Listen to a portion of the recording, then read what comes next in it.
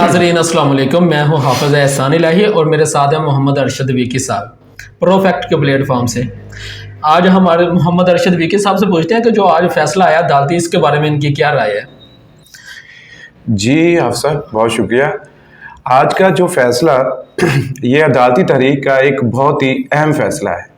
जैसे अदालती तारीख़ में कुछ ऐसे फ़ैसले हैं जिनको हमेशा याद रखा गया या उनको बुरे लफ्ज़ों से याद किया जाता है या उनको अरशद भाई मैं आपकी बात टोक रहा हूँ, जी सिर्फ जी ये अहम फैसला है या जो भी फैसला आता है वो ही अहम होता है। यदि कुछ बड़े फैसले जिनका इम्पैक्ट जो है कुछ बड़ा होता है, जैसे नहीं, वैसे- जुल्फ़िकार अली, आज 4 अप्रैल भी है जब जुल्फ़िकार अली भुट्टो साहब को फांसी दी गई थी। तो कुछ फैसले ऐसे हैं जो जिनका इम्पैक्ट ज़्यादा था और उनको अच्छे या बुरे लफ्ज़ों से याद किया जाता है। कुछ बड़े फैसले, तो ये आज का फैसला भी उस वैसे हवाले तो से एक बड़ा हमारा फैसला है। मुल्क वाहद है कि जिसमें रात को 1 बजे भी अदालतें खुल के अहम फैसले किए जाते हैं, और किसी ममालिक में तो मैंने ऐसा नहीं सुना। जी जी, कोई अहम बात ही होगी तो रात के 1 बजे अदालतें खुलेंगी ना। तो आज के फैसले के हवाले से इतना कहूँगा कि फैसले में भी फैसले पे काफ़ी इतराज़ात हैं कानूनी और आइनी हवाले से, जो कि अक्सर फैसलों पे होते हैं। मतलब एक पार्टी को फैसला पसंद आता है, दूसरी उस पर जो है अपना एहतजाज रिकॉर्ड कराती है या उस पर इतराज़ उठाती है कि ये आइन और कानून के मुताबिक नहीं है। एक पार्टी के लिए वही फैसला आइन और कानून के मुताबिक होता है। लेकिन असल प्रॉब्लम जो है आज के फैसले की, इसलिए ये फैसला अहम हो गया। हालांकि मतलब सिंपल बात है, इलेक्शन जो है वो 90 दिन में होने चाहिए और एक सादा सी बात है। लेकिन ये फैसला अहमियत जो है वो किस वजह से इख्तियार कर गया, ये सोचने वाली बात है। इस फैसले की अहमियत की वजह यह है कि जो अदालती डिवीज़न है, जो जजेस का आपस में इख्तलाफ है, ये वो असल बात है जिसने इस केस को इतनी अहमियत दी है। अब देखना ये है कि अदालतें अगर इस फैसले को सुनाने से पहले अगर अपना एक फुल कोर्ट या तो फुल कोर्ट बेंच बना लेती हैं इस फैसले पे, अगर फुल कोर्ट बेंच नहीं बनाया तो एक अपनी फुल कोर्ट मीटिंग बुला के अपनी जो इंटरनल डिवीजन है या अपने इख्तलाफात हैं उनको वो एक नज़र देख लेते और उसको दूर कर लेते, तो ये कोई इतनी बड़ी बात नहीं होनी थी। इस फैसले की भी इतनी बड़ी बात नहीं होनी थी। जी ये जो फैसला अदालतों ने सुनाया है, जो जजेस एक दूसरे के खिलाफ हुए हैं, इसका अवाम पे क्या इम्पैक्ट पड़ेगा।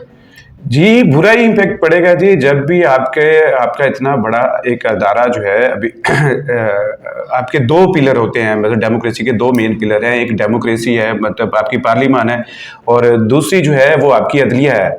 और इस वक्त अदलिया और पार्लिमान जो है वो एक दूसरे के आमने सामने हुई है, तो डेफिनेटली इसका नुकसान जो है मुल्क को हो रहा है। और देखें, इसके अलावा ये जो अदालती बहरान और ये फैसले और ये मामला जो चल रहे हैं, इसके अलावा पाकिस्तान में कोई दूसरी खबर ही नहीं है। लोगों को महंगाई भी भूल गई है और जो मसाइल हैं वो भी भूल गए हैं, केसेस भी भूल गए हैं, इमरान खान साहब की पेशियाँ भी भूल गई हैं। तो ये मसाइल जो हैं वो सारा का सारा फोकस जो है और जो वो अब अदलिया के इन फैसलों के ऊपर है।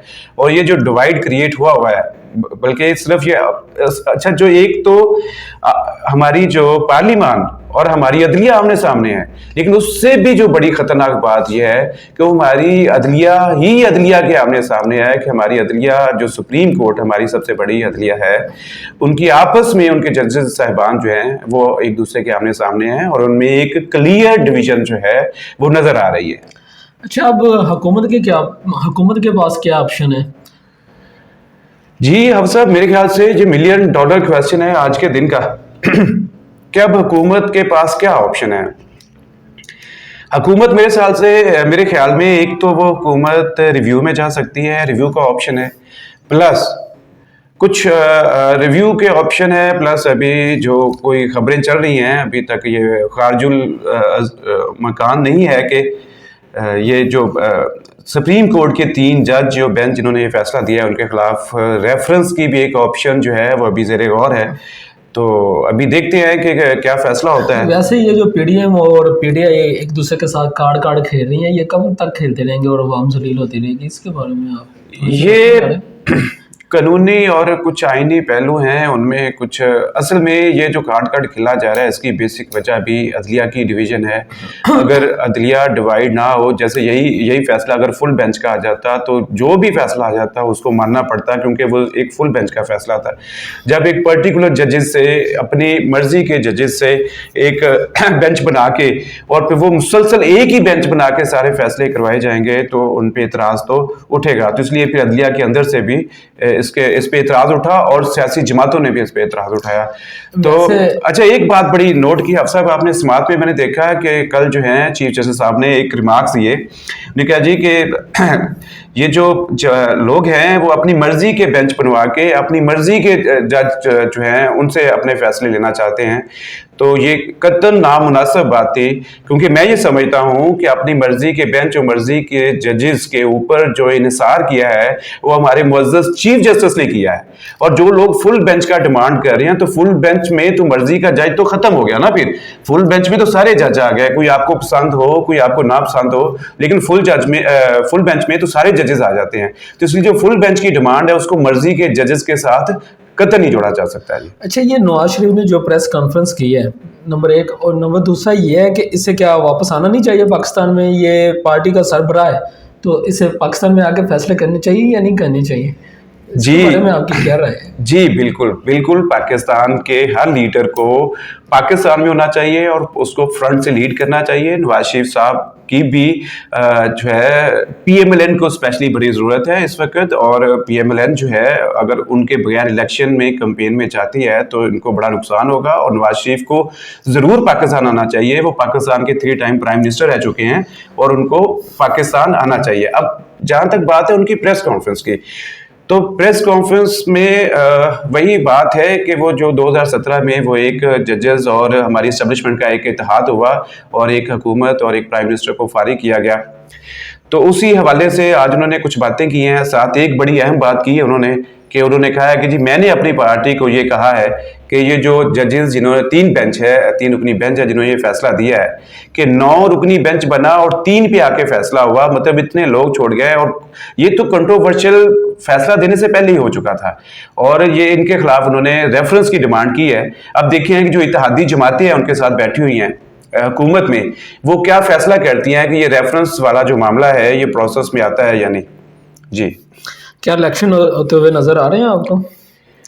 जी, ये असल सवाल है हाफिज साहब। मुझे तो चांद ही नजर आ रहा है, या इलेक्शन है या चांद है? ये ईद का चांद नजर आएगा या इलेक्शन? हाँ जी, इलेक्शन भी ईद का चांद होते नजर आ रहे हैं मुझे, हम ये कह सकते हैं। मेरी दानिश में हाफिज साहब मुझे ये लगता है कि अभी इलेक्शन जो हैं वो होते हुए मुझे नजर नहीं आ रहे, और इसके पीछे क्या रीजन है जो आपको नजर नहीं आ रहे?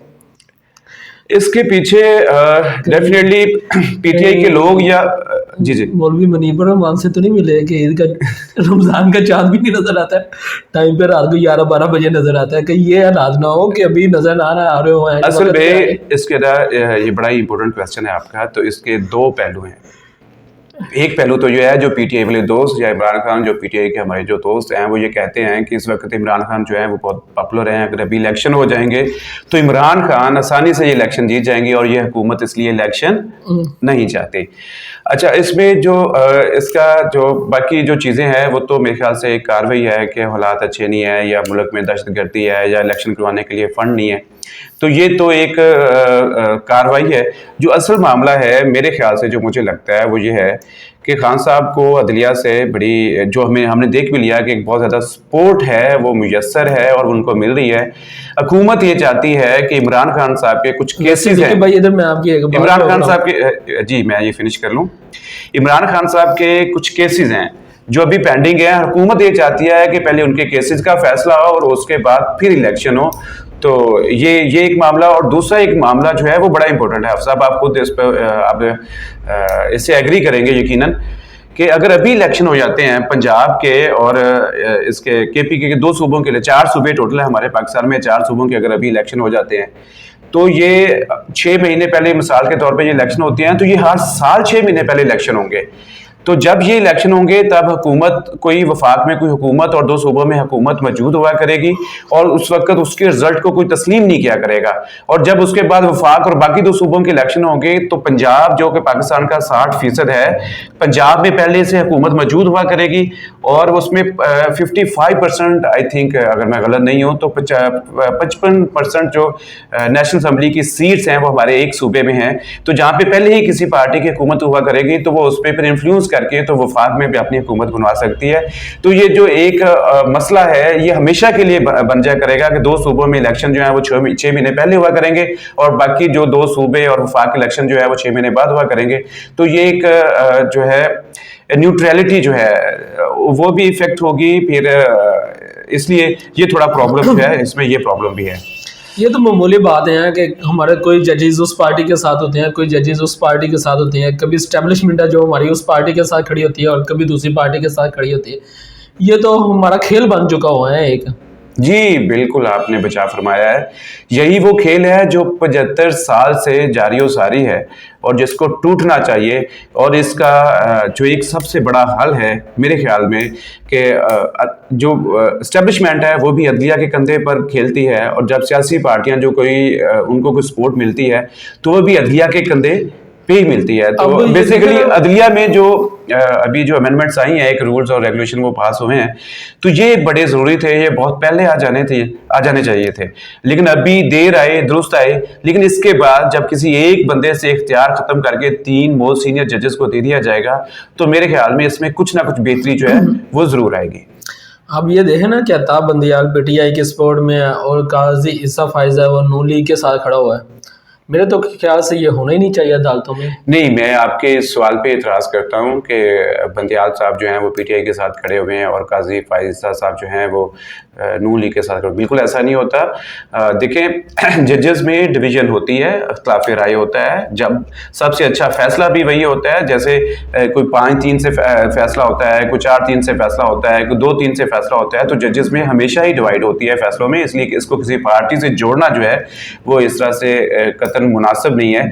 और काजी फाइज़ा साहब, मतलब अगर हम देखा जाए तो जस्टिस बंदियाल साहब जो हैं, चीफ जस्टिस बंदियाल साहब, उनके काफ़ी फैसले हैं जो जिनमें काफ़ी इमरान खान साहब की को फ़ायदा हुआ है।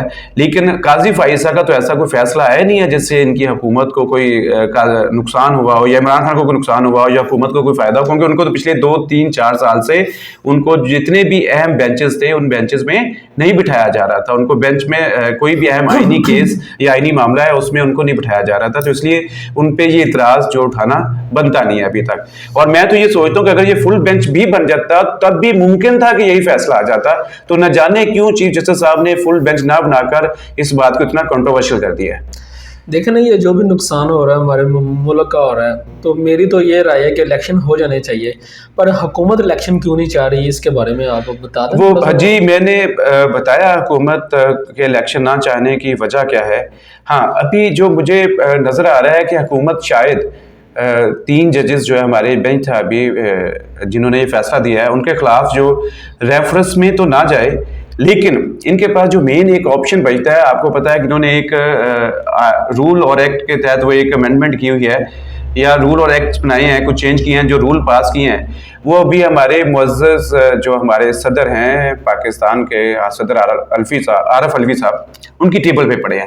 और जब वो आरफ अलवी साहब उसको साइन तो नहीं करेंगे, वो सारी बात है, वो पाकिस्तान के सदर तो है नहीं, वो तो पीटीआई के सदर हैं, तो जो वो उनको साइन नहीं कर रहे, लेकिन 14 दिन बाद 20 तारीख हम उन्हें पाकिस्तान के सदर ही कहेंगे, पीटीआई के तो नहीं ना, कैसे? नहीं, वो पाकिस्तान के हैं। नहीं, वो पार्लियामेंट ने एक रूल्स अमेंड किए हैं, रूल्स बनाए हैं, तो उन पे वो साइन नहीं करे तो उनको साइन करने चाहिए थे। ये वो रूल्स हैं जो सिविल सोसाइटी, जो अदलिया, जजेस और जो बार और वकला की डिमांड थी एक लंबे अरसे से और जो नहीं हो रहे थे, जब वो हुए हैं तो फिर डेफिनेटली ये रूल्स पास होने चाहिए और इनसे हमें बड़ी उम्मीद है कि काफ़ी बेहतरी आएगी।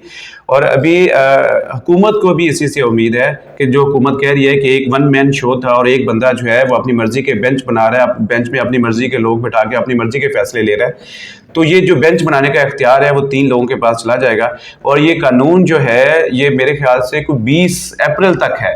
20 अप्रैल को ये इस पे सदर साहब साइन ना भी करें तो भी ये फिर एक मुश्तरका पार्लियामेंट, सेनेट और पार्लियामेंट का इजलास बुला के उसमें पास कर लिया जाएगा, तो उसके बाद ये इम्प्लीमेंट हो जाएगा। और इसमें जो असल बात है हाफिज साहब, वो बड़ी समझने वाली है। वो ये है कि जब ये कानून पास हो जाएगा तो तब अदलिया भी अगर कोई बेंच बना के इस कानून को स्ट्राइक डाउन करना चाहती है, ख़त्म करना चाहती है, तो भी अदलिया वो बेंच इसी कानून के तहत बनाएगी। जब इसी कानून के तहत बेंच बनाएगी तो हमारे चीफ जस्टिस उमर अता बंदियाल साहब हैं, वो अपने मर्जी का वो बेंच जो है वो नहीं बना सकेंगे। वो 3 लोगों की मर्जी का बेंच बनेगा और जिसमें इस कानून के स्ट्राइक डाउन होने के अमकानात जो हैं ना होने के बराबर है। अच्छा, आज सुबह एक खबर आ रही थी रजिस्ट्रार के बारे में कि उसे उसके अहदे से हटा दिया गया, इसके बारे में आपकी क्या राय है? जी, रजिस्ट्रार साहब जो है उन्होंने, काजी फाइसा साहब ने एक फैसला दिया 2-3 से 3 रुकनी बेंच था वो, हाफिज के 20 एक्स्ट्रा नंबरों का एक केस चल रहा था, उसमें उन्होंने एक फैसला दिया जिस पे उन्होंने, जब तक ये रूल्स जो हैं बन नहीं जाते सुप्रीम कोर्ट के, तो तब तक उन्होंने ये कहा कि ये जो अज़खद नोटिस है, सो मोटो है, इनके जो केसेस हैं उन पे काम, उनको फिलहाल पेंडिंग कर दिया जाए, उन पे काम रोक दिया जाए। तो ये वो फैसला था जिसको हमारे रजिस्ट्रार सुप्रीम कोर्ट जो हैं उन्होंने एक सर्कुलर जारी करके, चीफ जस्टिस के कहने पर एक सर्कुलर जारी करके इस फैसले को मनसूख कर दिया था। अब मसला ये है कि वो एक अदालती फैसला जो है वो एक एडमिनिस्ट्रेटिव जो है अथॉरिटी जो है उसको फैसले से उसको रद्द नहीं किया जा सकता। तो यही वजह है कि जब हमारे चीफ जस्टिस उमर अता बंदियाल साहब को इस बात का एहसास हुआ कि उन्होंने ये गलती कर दी है, तो आज फिर एक 6 रुकनी बेंच बना और ये भी एक मजाक ही बन गया कि 6 रुकनी बेंच बना और उसने 6 मिनट में ये फैसला कर दिया कि वो काजी फाइज ईसा के फैसले को मुस्तरद किया जाता है। मतलब 3 रुकनी बेंच के फैसले को 6 रुकनी बेंच ने मुस्तरद कर दिया।